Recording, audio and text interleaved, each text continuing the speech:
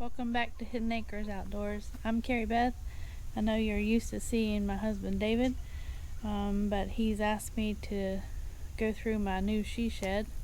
I think several of you have been wondering what we're doing with it, so thought I'd give you a little tour today. Let's go inside. So this is a Leonard USA building. We had a custom size built and they did an amazing job. I haven't really had very many issues with it. I do need to trim down some flashing on the door so it'll close properly, but otherwise I haven't had any problems with the construction.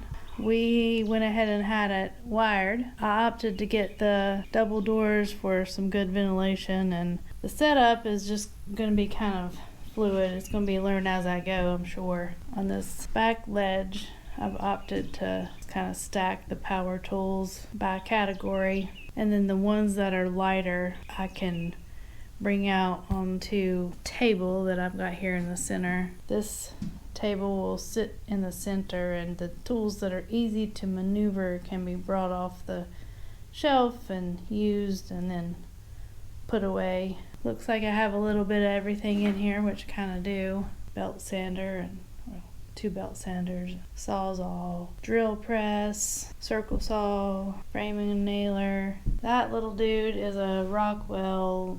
It's basically a jigsaw under a table, and then it has attachments that you can do photo frames and make circles and cutouts and all sorts of things. It's a surprise I found in my great-granddad's garage when he passed away.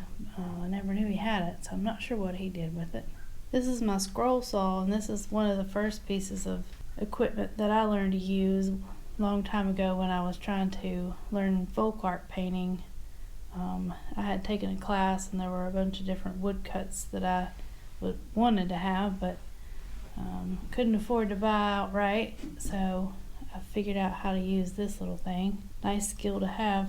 And then I've got a freehand orbital jigsaw back there, and under those two boxes, those are brad nailer and framing nailer. Moving along the back wall here, I've got an antique, truly antique, rigged up by my grandfather. And this is a lathe, and this baby still runs like a top. He had no formal education and didn't really even go through many years of school, but that man was an electrician and a machinist. Continuing back along here, sorry, I know it's a little messed up. My table saw, got some projects in progress there. This is also a little surprise out of my granddad's shop. Was a DeWalt planer. Never knew he had one. Have no idea what he did with it, but was glad when it came to me. On this side, I decided I was going to put the more hand powered tools. Probably see there, that's my Craig jig. That's the K5. And I tell you, that is the best thing that I have ever added to my shop. With that thing, you can build a house. There's so many possibilities with that thing. They are just endless. If you don't have a Craig jig, and I'm not getting paid for sponsoring them or advertising for them at all, but that is the cornerstone of building any piece of furniture or shelving unit. Or I built my chicken coop with that. You can build a shed. You can do more with that piece of equipment right there than you can with most other things out there on the market. Then I just decided to hang up a big piece of raw pegboard there. Just, can never have too many places to hang things. Folks, it's certainly not all organized yet, but I've been working my daytime job. Had lots of other things going on the life front. I'd rather be out here getting everything situated, I can tell you that much. I think that this will be the bench that will eventually have the most clear space to work. And it'll be my storage for all my little pieces and parts and screws and all that good stuff. If you can see what I'm looking at, kind of focusing on here, that's a new beast.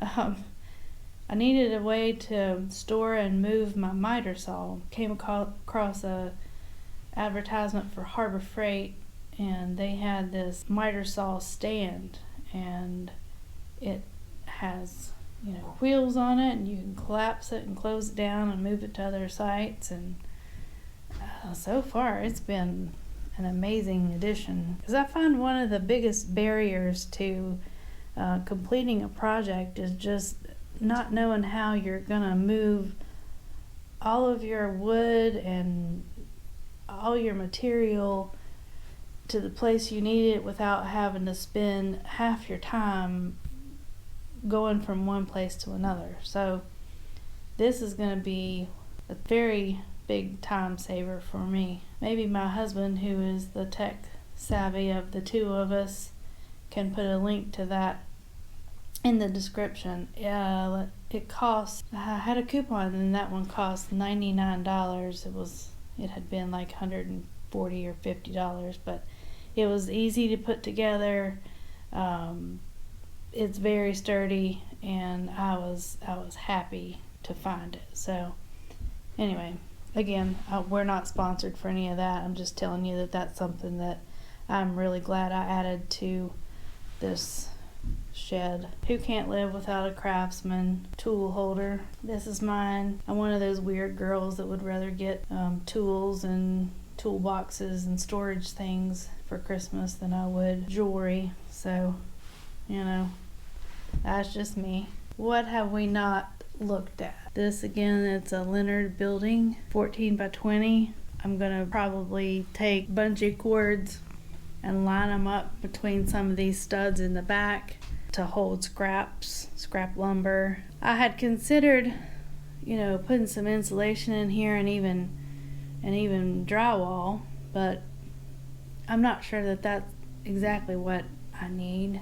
I'm not trying to make it super pretty or fancy, but I would accept any advice you guys might have. We are going to have an electrician come out and get everything ran and taken care of. I will add a unit that does heating and air, because if you can't be comfortable in here, you're not going to be out here very long, and this is a waste of space if not. Alright, well that is it. I'm going to go turn this over to the pro, see what he thinks I did, and I don't know, I may have to do it again. Either way, you guys have a great day. Hidden Acres Outdoor. See ya.